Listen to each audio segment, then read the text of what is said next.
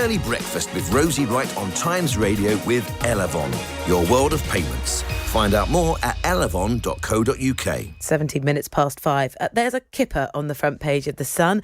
Done up like a kipper is the headline. Starmer agrees to take rules from Brussels, bow down to EU judges, pay billions for privilege, throw open our borders, let the French plunder our fish for 12 years. In return, he gets a 0.3% growth by 2040. That gives you an idea of the Sun sentiment towards the deal. The Mail says Starmer's surrender. But The Guardian has the quote from the Prime Minister saying the EU deal puts Britain back on the world stage. Joining me this morning, Andrew Ebon, the broadcaster, barrister, president of Octopus TV. Andrew, the Telegraph says, kiss goodbye to Brexit. Are they right? Well, it's interesting. Brexit's been binned, isn't it? Boris Johnson describes Sir Keir Starmer as the orange ball-chewing manacled gimp of Brussels, saying he's done an appalling sellout. And I think you're right, as your previous guest was pointing out, there is this sort of balance. But the fishing industry in particular feels betrayed. I think they were originally talking about fishing rights for 1 or even 3 years. To end up with 12 is quite appalling. And just to put it into context, the people talking about salmon farming, well, that's exactly it. It's salmon farmers who are not really going to be as affected as others. They're probably very happy that the gates have been opened again, so that will certainly increase their trade. But those who depend on fishing say that it's an appalling sellout. I mean, some positives. British passport holders will be able to use the EU e-gates. It does feel embarrassing when you arrive on holiday and you have to sort of reluctantly go into the long queue. Well, no, it does, and you and I travelled quite a lot, and I loved your experience when you first went to France and just how easy that was. We remember those days with fondness. But yes, that's going to be better. The deal also removes border checks and red tape on agri-food, and that will be made permanent in return for alignment on plant and animal laws. And there's also the energy side. The UK will align with EU rules to hit net zero by rejoining the EU's emission trading scheme. It will also agree to rules on electricity sales. Devil being the detail about other things like youth mobility. We'll see what's sort of happening on that sort of side. Do you know what wasn't easy about living in France was Boris Johnson was mocked up as a kind of, cartoon character on the front page of their papers almost every single day, and with absolute glee they would say, "Oh, how do you feel about Brexit?" I just thought, I don't want to I was talking about this every day at work. I don't want to talk about it in my day-to-day life in the newsagents and the coffee shops as well. Let's move on from the deal, because we've talked about it quite a lot. Inside the papers, one of your areas of expertise, tech, Andrew, legal aid applicants are now at risk of fraud and extortion after over 2 million pieces of data were hacked from the legal aid agency. I mean, this is the latest in the last month in a string of hacks where our data, and here particularly vulnerable personal details of our lives, are in the wrong hands. What happened? Well, it is absolutely appalling. Yet again, criminals are circling after a colossal cyber attack on legal aid. And what's happening is legal aid applicants are at risk of fraud and extortion after about 2.1 million pieces of data were hacked from the legal aid agency. And there's a lot of information, sensitive information, includes civil and criminal legal aid applicants over the past 15 years. And it will talk about things like criminal records, financial information, employment status and national insurance number, all of those who've applied for legal aid since 2010. And as you rightly point out, Rosie, this is yet another example of tech being hacked. We've had obviously Marks and Spencers and various others very, very recently. And I always say that data is the new currency. And but this is more serious than the sort of M&S breach in terms of the data that's been revealed. I mean, one company said this was a kind of gold mine for criminals looking to coerce victims or extort money en masse, because they potentially know things about you, your financial transactions, your benefits, your employment status, insurance numbers, national insurance numbers. I mean, this is data you don't want getting in the wrong hands. Oh, no, it's absolutely. And it is probably one of the most serious breaches. It's simply because of that, because you can be held to ransom. And obviously, using that information, they can set up false identities and so on and so forth and get other benefits. So it is appalling. Any data hack is appalling. It's access to that information. But people should be absolutely aware and take advice in terms of what they should be doing to protect their sort of data in the future. But it's difficult when this data is in the hands of third parties, because this is not about changing your passwords or anything, and it's very difficult to see what individuals can do because this information is centralised. Yeah. There's a investigation inside the Times about the devastating incident over the weekend. How a perfect storm of conditions is the headline, caused the Brooklyn Bridge crash. You will probably already be able to bring to mind the photograph with the masts, and 2 sailors were killed in that crash, 19 people injured. Andrew, what is the Times analysis of what went wrong? Because it was so shocking.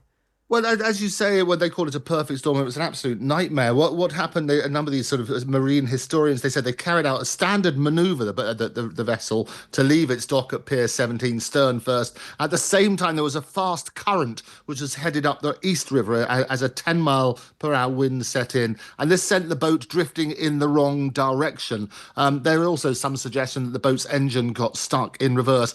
Basically, if you look at it, and there's lots of video footage out there about it, you can see that the ship's mast was significantly higher than the Brooklyn Bridge itself, and it did crash, and tragically there were 2 deaths as well. One eyewitness video, it shows nearly a dozen sailors hanging from the rigging on the damaged mast. So what turned into what was supposed to be a wonderful sight was absolutely appalling, and I think on that sort of basis. But you do wonder. Yeah, what they're saying is there was quite a fast current going up the East River at the same time as a 10-mile-per-hour wind. So that sent the boat drifting in the wrong direction. And one of the suggestions is the boat's engine was stuck in reverse. So, these factors all together, there's also some kind of suggestions that maybe the ship lost power, means the conditions were ripe for a fatal accident. I mean, it's absolutely devastating. The Times have got this really interactive way of navigating through that article to tell you a little bit more about what went wrong, of course, in efforts to try and prevent something like that happening again. Let's talk about the Liberal Democrats, Andrew, for a moment or two. Nick Clegg has, since retiring from the Liberal Democrats, has been quite quiet, hasn't made these sort of huge political interventions until now.